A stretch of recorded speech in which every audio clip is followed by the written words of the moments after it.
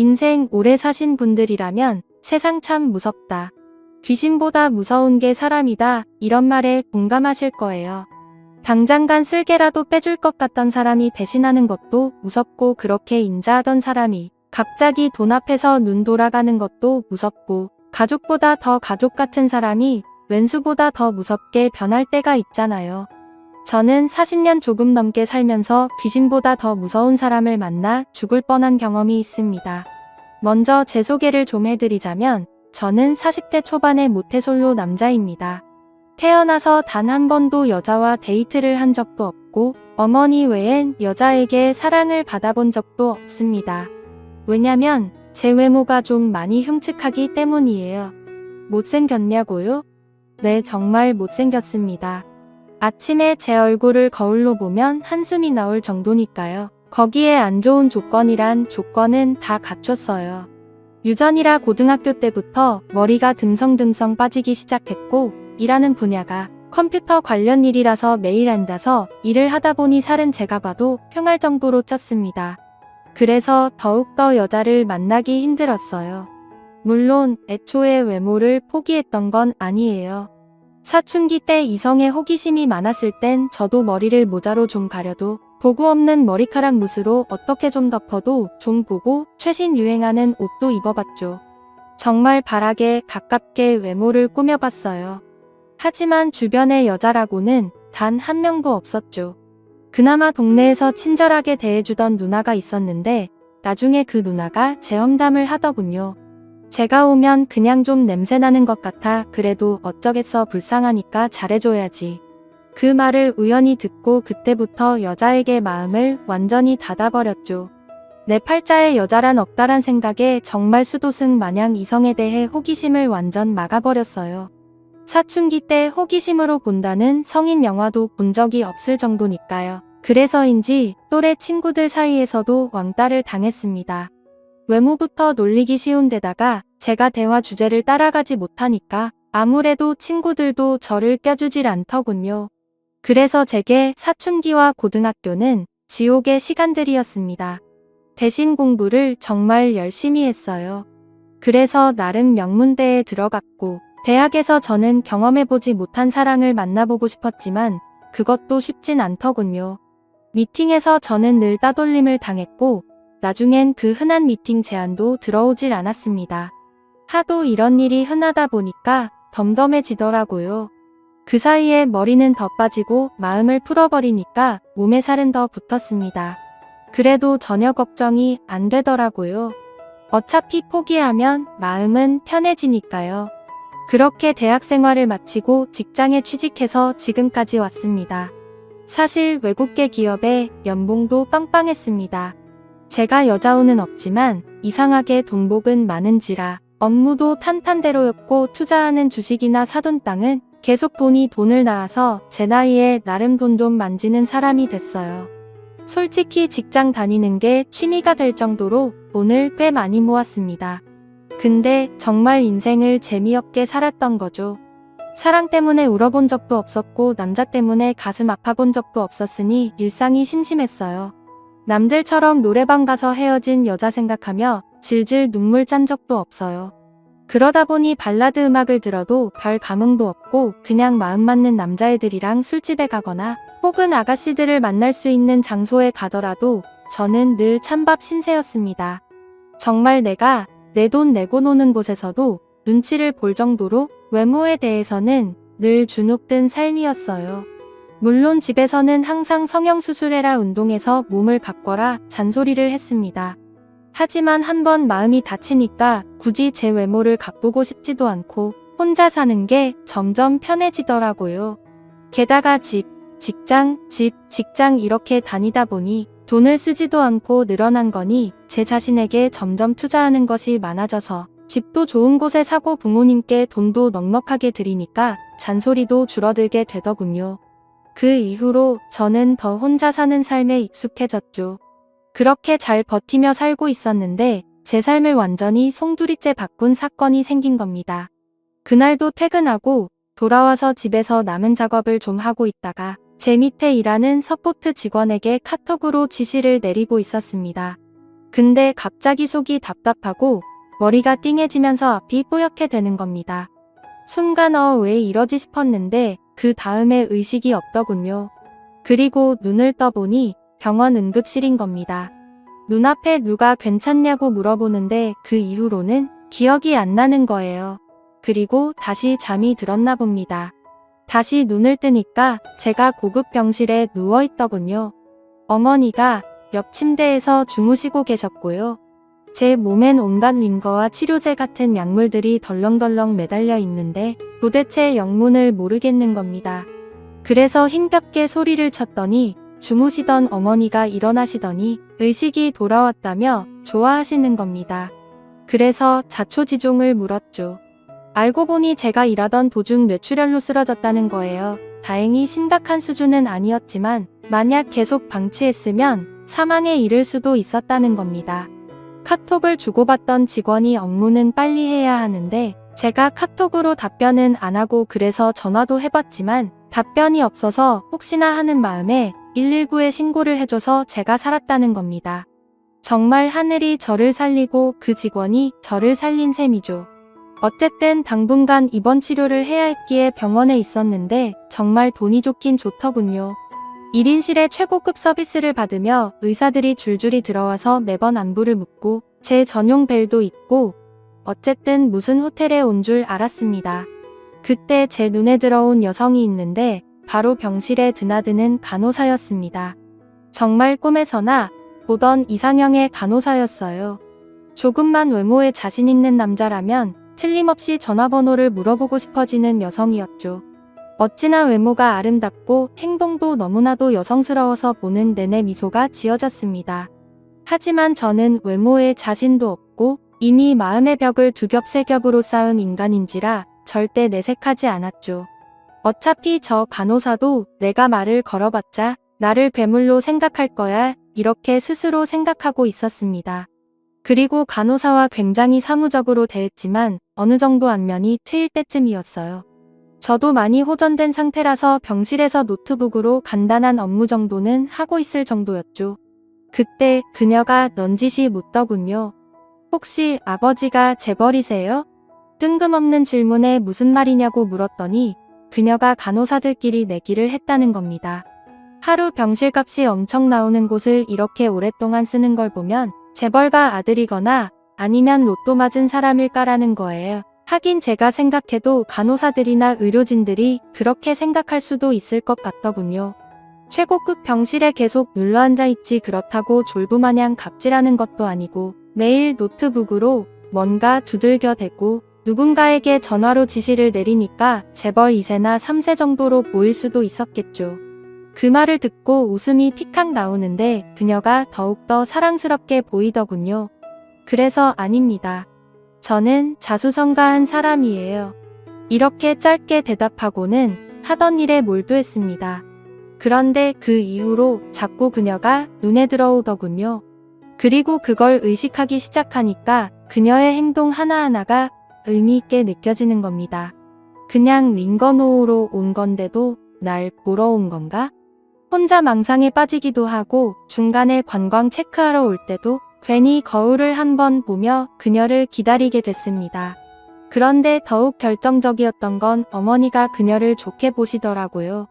은근히 그 말을 들으니까 그녀에게 용기를 내보고 싶어졌습니다. 어릴 적 동네 누나에게 고백할까 말까 고민한 이후로 두 번째로 여자에게 데이트 신청을 할까 말까 고민한 순간이었죠. 그래서 간호사 그녀가 온 순간에 은근히 물어봤습니다. 보통 일 끝나고 뭐 하세요? 그녀는 대수롭지 않은 표정으로 피곤해서 집에 가서 잔다고 하다군요. 여자를 좀 만나봤거나 용기 있는 남자 같으면 나중에 저랑 식사라도 할래요? 이런 식으로 대화를 이어갈 텐데 저는 용기가 없어서 그녀가 피곤해서 잔다는 말에 네 하고 아무 말도 못했습니다. 그런데 그녀가 답답했는지 갑자기 왜요? 퇴원하면 저 맛있는 거라도 사주시게요? 이러는 겁니다. 그 말을 듣는 순간 저도 모르게 기뻐서 네라고 대답을 했습니다.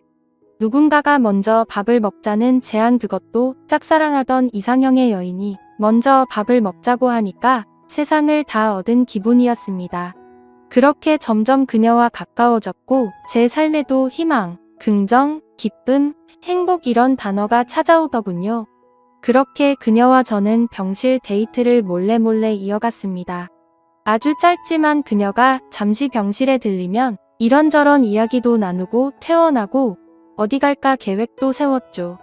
물론 정상적인 연인들처럼 알콩달콩 데이트를 한 것이 아니라서 조심스럽게 나중에 뭐 하자 이런 간단한 대화였지만 적어도 그녀가 저를 싫어하진 않는다는 걸 알았으니까 저에겐 너무나도 기쁜 순간들이었습니다. 그렇게 시간이 흘렀죠.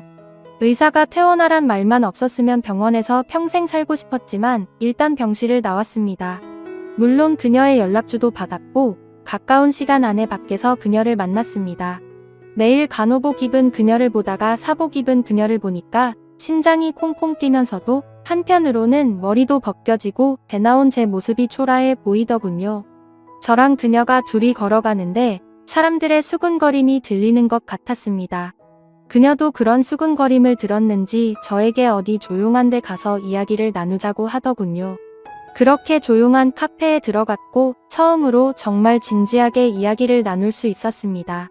그녀의 어머니는 신장에 문제가 있어서 아프시고 아버지는 사업가였지만 사업이 망한 후 집안 사정이 어려워서 그녀가 거의 가장 노릇을 하고 있다는 겁니다. 매일매일 무료하게 병원 생활을 하며 지냈는데 그녀가 나타나서 간호사들 사이에서 제 정체가 나름 이슈가 됐었다는 거예요. 그래서 자기가 용기를 내어 물어봤고 이렇게 만나게 됐다는 거죠. 그 말을 들어보니 나도 누군가에게 관심을 받을 수 있다는 게 신기하기도 하더군요. 그래서 그날 첫 만남 때 제가 아는 모든 정보를 다 동원해서 최고급 풀코스로 그녀를 즐겁게 해줬습니다. 가장 전망 좋은 레스토랑에서 식사를 했고 가장 좋은 와인으로 그녀의 입을 즐겁게 해줬습니다. 최고급 차로 그녀를 집에 데려다 줬고요. 그녀는 부담스럽다 하면서도 내심 좋아하는 눈치더군요. 그래서 헤어질 때쯤 용기를 내서 물어봤습니다. 근데 저랑 계속 만나 주실 건가요? 그러자 그녀는 말없이 고개를 끄덕이더군요. 그렇게 우린 연인이 됐습니다. 제 인생에 단 한 번도 꿈꿔본 적이 없는 기적 같은 일이 매일매일 생기게 된 거죠. 그녀가 비번인 날엔 회사에 찾아오기도 했고 그날은 회사에 난리가 난 날이기도 했습니다. 회사 사람들이 이게 무슨 일이냐며 기겁을 했을 정도였죠. 하긴 그럴만도 했습니다. 매일 일만 하는 찐따 직원이 어디서 미스코리아 뺨치는 여자친구를 데려왔으니 회사가 뒤집어질 만도 했죠. 모두들 수군대고 저에게 와서 비결이 뭐냐고 묻는데 어깨가 으슥해지는 겁니다. 옛말에 아내가 이쁘면 처갓집 말뚝만 봐도 절을 한다더니 그 말을 실감하겠더군요. 저의 자존심을 높여주는 그녀를 위해 제가 못할 일은 없었습니다. 그리고 숨길 것도 없었죠. 제가 가진 모든 것을 보여주고 알려줬습니다. 그녀 역시 자신의 모든 것을 저에게 줬으니까요. 정말 행복한 순간이었습니다. 그래서 하루는 그녀에게 물어봤어요. 나도 얼굴 싹 고칠까? 근데 너무 안 어울리는 외모잖아 그랬더니 그녀는 제 얼굴을 하염없이 쓰다듬으면서 난 자기의 이 얼굴이 너무 좋아. 다른 사람이 가질 수 없는 얼굴이잖아. 그래서 당신만이 가진 거고 그래서 나만의 사람이 될 수 있는 거잖아. 그러니까 외모 신경 쓰지 말고 이젠 건강에 신경 써 이렇게 이야기해 주는데 스르륵 안 녹을 남자가 어디 있을까요? 그 이후로 저는 그녀에게 더욱더 최선을 다했고 그녀가 하라는 것은 다 하게 됐습니다. 모르는 사람 눈엔 제가 그녀의 노예로 보였을 수도 있을 겁니다. 하지만 노예로 불려도 좋았어요. 저는 그녀에게 푹 빠졌으니까요. 그렇게 그녀와 만나게 된 후 2개월 정도 지났을까 그녀는 결혼을 빨리 하자고 하더. 저는 그녀에게 푹 빠졌으니까요. 그렇게 그녀와 만나게 된 후 2개월 정도 지났을까 그녀는 결혼을 빨리 하자고 하더군요. 좀 급한 감이 없지 않나 저는 좀 망설였습니다. 그랬더니 그녀는 자기가 왠지 마음이 변할 것 같아 이러면서 강하게 결혼을 밀어붙이는 겁니다. 저야 좋았죠. 이런 미인이 결혼을 밀어붙이니까요. 그래도 절차라는 게 필요하니까 양가 부모님을 만나야 한다고 했더니 그녀가 좀 많이 불편한 표정으로 말하더군요. 이야기했잖아. 엄마가 좀 몸이 좀 불편하셔서 아빠만 만나면 안 될까? 하긴 생각해보니 괜히 불편하신 예비 장모님까지 나오실 필요는 없겠더라고요. 그래서 상견례는 예비 장인과 여자친구 그리고 저희는 부모님과 저 그리고 고모 이렇게 넷이 나가게 됐습니다. 아주 평범한 상견례였습니다. 그냥 서로 인사 주고받고 각자 가문이 어땠네 약간의 기싸움 좀 하고 그게 다였습니다. 마지막엔 결혼식 날짜까지 잡고 상견례는 마무리가 됐죠. 근데 헤어질 때쯤 예비 장인이 이상한 말을 남기더라고요. 근데 자네 재산은 더 모을 생각인가? 지금 생각해보면 정말 어이없는 질문이죠. 돈 싫어하는 사람 어디 있습니까? 그렇다고 제가 내일 당장 죽을 사람도 아닌데 40대 88할 때 당연히 돈을 모아야 하잖아요. 근데 너무나도 이상한 질문을 너무나도 당연한 듯 물어보시길래 저도 얼결에 그럼요 열심히 모아야죠. 이렇게만 대답을 했어요. 그랬더니 예비 장인이 굉장히 시덥지 않은 표정으로 그럼 건강관리에 힘쓰게 얘기 듣자니 혈압이 높다며 아직 젊으니까 괜히 혈압약 함부로 먹지 말고 얼른 살 빼고 못 만들게 그땐 알겠습니다. 하고 얼른 대답을 했습니다. 살 빼라는 것도 사위니까 걱정해주는 거라고 믿었죠. 하지만 나중에 그 집안의 정체를 알고 저는 경악을 할 수밖에 없었습니다. 결혼식 날짜도 확정되자 어느 날 그녀가 제게 이야기를 하더군요. 엄마 신장이 안 좋아서 빈혈 증세가 있으면 혈액이 필요한데 헌혈을 좀 해달라는 겁니다. 그 말에 처음엔 흔쾌히 응했습니다. 사위인데 그런 거 못해드릴 이유는 없잖아요. 근데 제가 RH형이라서 보기 드문 혈액형인데 알고 보니 예비 장모님도 같은 희귀 혈액형이더군요. 어쨌든 장모님을 위해 수혈을 해드렸죠. 그리고 결혼 준비를 했고 미리 혼인신고까지 마쳤습니다. 그런데 점점 뭔가 속는 기분이었습니다. 점점 아내가 결혼을 미루기 시작하는 거예요. 저는 무슨 소리냐며 발끈했고 저희 가족까지 나서서 그녀를 설득한 끝에 정해진 날에 결혼을 했습니다. 게다가 그녀는 결혼 전에 순결을 지키고 싶다고 해서 저는 끝까지 그녀를 지켜줬거든요. 그리고 신혼여행 가서는 피곤하다는 이유로 몸이 안 좋다는 이유로 자꾸 거부를 하는 겁니다. 솔직히 짜증이 좀 났지만 어차피 하루 이틀 볼 사이가 아니니까 느긋하게 기다리려고 했습니다. 그렇게 신혼여행 후 처가집에 들렀죠. 장모님이 좀 편찮으셔서 경기도 외곽의 작은 주택에서 장인 장모님은 거주하고 계셨습니다. 찾아가는데도 시간이 좀 걸렸지만 건강 때문에 몇 번 뵙지 못했던 장모님을 결혼식장 이후로 뵈니까 너무 반갑더라고요. 점수도 더 딸 겸 온갖 애교까지 부렸습니다. 장모님은 아이처럼 웃으시면서 앞으로 딸에게 잘해달라고 하시더군요. 그래서 제가 어떻게 하면 잘하는 건가요? 라고 우스갯소리로 질문을 했더니 장모님도 우스갯소리로 경기도에 있는 건물 명의를 넘기면 되지 이러시는 거예요. 가족끼리 깔깔거리며 웃어 넘겼죠. 게다가 장모님이 어찌나 잘 챙겨주시던지 제가 다 몸둘바를 모르겠더라고요. 근데 피곤해서 그런지 그날 장모님이 차려주신 밥을 먹으니 졸음이 설설 오는데 도저히 잠을 못 참겠더라고요. 그래서 잠깐만 눈을 감아야지 했는데 눈을 떠보니 한낮이었습니다. 이미 장인어른은 동네 마실 다니러 나가셨고 장모님은 병원에 가셨고 아내만이 부엌에 있더군요. 근데 오른쪽 팔이 조금 시큰거려서 슬쩍 보니 주사 자국이 나 있는 겁니다. 이게 뭐지? 조금 궁금해서 아내에게 물었더니 일하는 병원에서 연락 왔는데 자기한테 전염성 질환이 있다고 해서 혈액 샘플 보낸 거야 이러는 겁니다.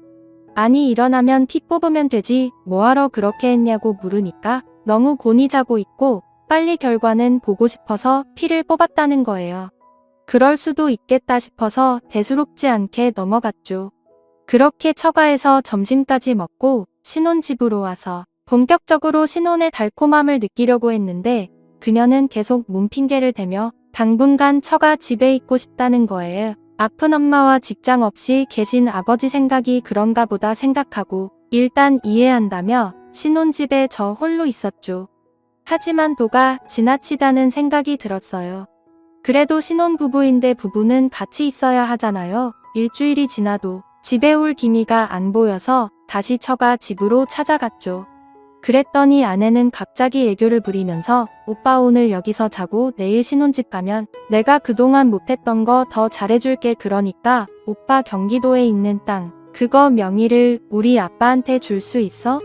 이게 무슨 귀신 시나리오 까먹는 소린가 싶었습니다. 한 번도 저랑 침대에 누워본 적도 없던 그녀가 갑자기 애교를 부리는 것도 이상했지만 또 갑자기 땅 명의를 옮겨달라는 것도 기분 나쁘더군요. 근데 장모님이 엄청 아픈 티를 팍팍 내며 이제 한 식구인데 어려운 처가 좀 살려주게나 그래야 우리 딸도 마음 편하게 같이 지낼 거 아닌가 이러는 겁니다.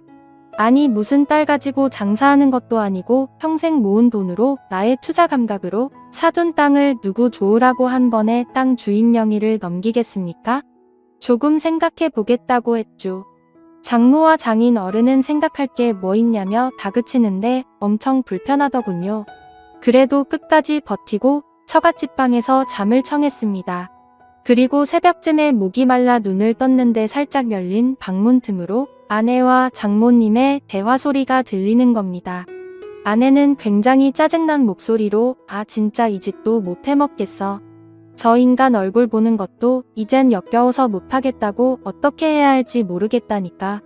RH 혈액형이라서 엄마한테 도움이 될까 했더니 수혈도 안 되는 피에다가 돈 많은 돼지 주제에 죽으면 돈 싸질머지고 갈 것도 아니면서 엄청 돈도 안 쓰고 아우 짜증나 그랬더니 장모님은 아내를 달래면서 나중에 살살 꼬셔봐. 내가 봐도 오늘은 좀 급한 거 같구나. 피는 어쩔 수 없고 그러면 돈이라도 뜯어내야지. 그냥 딱 한 번 눈 감고 참어. 저런 애들은 저같이 미인 보면 사족을 못 쓰니까 땅이나 건물 하나만 알차비기로 받아내. 그러자 아내는 주사기를 만지작거리더니 아 얼굴만 보면 그냥 확 어떻게 해버리고 싶어. 그 말이 너무 섬찟해서 다리가 부들부들 떨리더군요.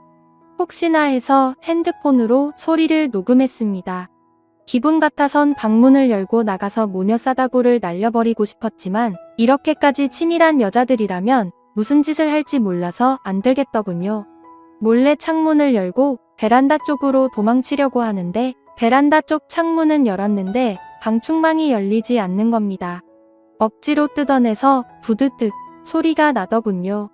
그때 아내와 장모님이 소리를 듣고 방으로 들어오는데 저는 방충망을 뚫고 신발도 제대로 신지 않은 채 차를 타고 불이 나게 도망쳤죠. 멀리서 아내가 저를 부르는 소리가 들렸지만 저는 무조건 차를 타고 도망쳤습니다. 그리고 차 안에서 녹음한 걸 대충 들어보니 자세하게 들리진 않지만 적어도 모녀가 저에게 짜증을 내는 뒷담화 내용과 명의를 돌리고 이혼하자는 내용은 어느 정도 들리더군요. 계속해서 아내에게 전화는 왔지만 받질 않았고 아는 변호사 친구를 새벽에 찾아가서 물어봤죠. 이혼 사유가 될 수 있다는 겁니다. 사기 결론이 명백했으니까요. 그래서 다음날 바로 이혼 소송을 걸었죠. 아내는 무슨 소리냐 농담이었다 너무 집안이 어려워서 하소연을 한 것뿐이라고 변명을 했지만 저는 그날 두 모녀가 나눈 무서운 대화가 귀가에 맴돌아서 무조건 이혼을 해야겠다고 설명했습니다. 그러자 아내는 신혼집의 반을 자기에게 넘겨달라고 합의 요청을 하더군요. 저는 헛소리하지 말라고 무조건 거부했습니다. 사실 그녀는 정말 몸만 들고 왔거든요. 은밀히 말하면 세탁기 한 대와 자기 옷만 들고 왔습니다. 저는 제 돈을 1원도 줄 수 없다고 이야기한 상황이고요. 정말 피까지 뽑아주고 돈도 다 주려고 했는데 이렇게 남자의 순정을 울린 그 집안 사람들을 도저히 용서할 수가 없습니다. 처음에 말씀드린 대로 정말로 세상에 가장 무서운 게 사람인 것 같습니다. 저의 긴 글을 읽어주셔서 감사합니다.